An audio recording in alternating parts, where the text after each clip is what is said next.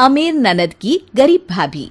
रीना एक मध्यम परिवार की लड़की थी, लेकिन उसकी भाभी शिवानी एक बड़े घर की बेटी। शिवानी की शादी अभिषेक से लव मैरिज थी। अरे भाभी, ये कितना अच्छा सूट पहना है आपने। काश ऐसा मैं भी पहन पाती। अरे क्यों नहीं रीना, वैसे भी तुम्हारा और मेरा नाम तो एक ही है, जब मन करे पहन लेना। भाभी, आपको आपके पापा ने कितने अच्छे कपड़े गहने दिए हैं। मैं उनकी इकलौती बेटी जो हूँ। बेटी तो मैं भी इकलौती हूँ, लेकिन क्या करे, पापा है नहीं। पता नहीं कैसे होगी मेरी शादी। तभी वहाँ शिवानी की सास आ जाती है। अरे क्यों नहीं करेगा भाई तेरी शादी धूमधाम से, आखिर जिम्मेदारी है तो उसकी। और वो दिन भी आ जाता है जब रीना की शादी तय हो जाती है। अभिषेक, क्या हुआ? आप इतने परेशान तो कभी नहीं दिखे। कोई बात है तो बताइए मुझे। अरे शिवानी, वैसे तो शादी का सारा इंतजाम हो गया है, लेकिन गहनों का रेट तो आसमान छू रहा है। कैसे क्या करूं, कुछ समझ में ही नहीं आ रहा। थोड़ी देर में शिवानी अपने पूरे गहने अभिषेक के सामने रख देती है। ये लीजिए, गहनों का इंतजाम भी हो गया। अरे नहीं नहीं शिवानी, मैं ये गहने किसी हालत में भी नहीं ले सकता। ये तुम्हारे पिता ने तुम्हें दिया था, और तुम हो कि। तभी वहाँ सास आ जाती है। अरे तो क्या हुआ, इसकी तो हो गई ना शादी, अब किसे दिखाने हैं इसने गहने। सास गहनों का डिब्बा शिवानी के हाथ से लेकर वहाँ से चली जाती है। रीना की शादी धूमधाम से होती है और अब वो बड़े घर की बहू बन जाती है।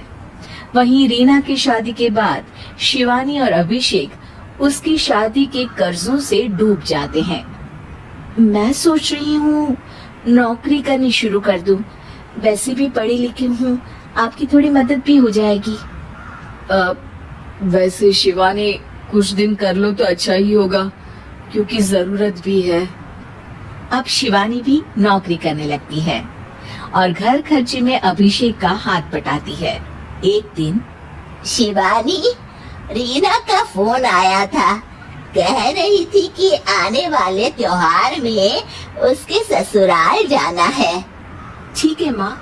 अरे ठीक तो है, लेकिन एक काम कर लेना, उसके सास ससुर से लेकर पूरे खानदान के कपड़े मिठाइयाँ सब ले आना, और हो सके तो रीना के लिए छोटे से कान में पहनने के बूंदे भी। और क्या है ना, शादी में उसे सारी बड़ी बड़ी कान की ज्वेलरी दी थी, घर में पहनने के लिए तो उसके पास कुछ भी नहीं है। शिवानी सोच में पड़ जाती है कि वो क्या करे, क्योंकि कर्जों और घर के खर्चों के बाद तो पैसे बचते ही नहीं थे। शिवानी फिर अपने पिता को फोन करती है और उनसे पैसे मांगती है। देखो शिवानी, मैंने तुम्हें शादी के वक्त ही मना किया था कि ऐसे घर में शादी करनी ही नहीं चाहिए। अरे अभिषेक को शर्म आनी चाहिए जो ससुराल से पैसे मंगवा रहा है। शिवानी को पिता की बात पर गुस्सा आ जाता है। आप मेरे पिताजी हैं और मैं परेशान थी, इसलिए आपसे मदद की उम्मीद की पापा। अभिषेक को तो पता भी नहीं है कि मैंने आपसे पैसे मांगे हैं। शिवानी सोचती है कि वो अभिषेक से बात करे, लेकिन फिर उसे लगता है कि वो टेंशन ले लेगा। तभी शिवानी की नजर हाथ के कंगन पर पड़ती है। सीधे बाजार जाती है और उसे बेचकर ननद के घर ले जाने का सारा सामान लेकर आती है और सास के सामने रख देती है। हाँ, ठीक है, लेकिन फल थोड़े और अच्छी क्वालिटी के होने चाहिए थे। शिवानी कुछ नहीं कहती, वहाँ से चली जाती है। एक दिन शिवानी, रीना का फोन आया था, बहुत रो रही थी। क्यों माँ, क्या हुआ? सब ठीक तो है ना उसके ससुराल में?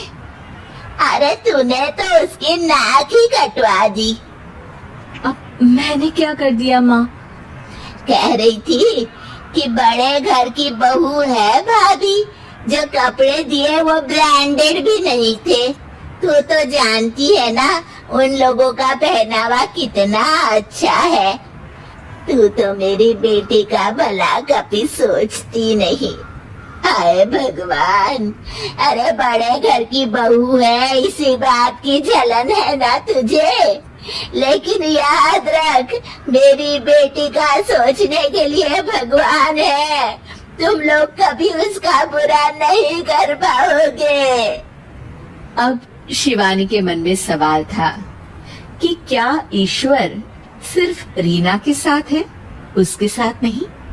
लेकिन उसे सुकून था कि वो अभिषेक के साथ उसकी जिम्मेदारियों को निभाने में बराबरी की हकदार है।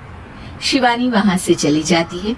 वो सास से कुछ नहीं कहती, क्योंकि अमीर घर की बहू बनकर रीना को भले ही सुकून ना हो, लेकिन गरीब घर की बहू बनकर शिवानी खुश है। क्योंकि खुशी पैसों से नहीं, परिस्थितियों पर निर्भर करती है।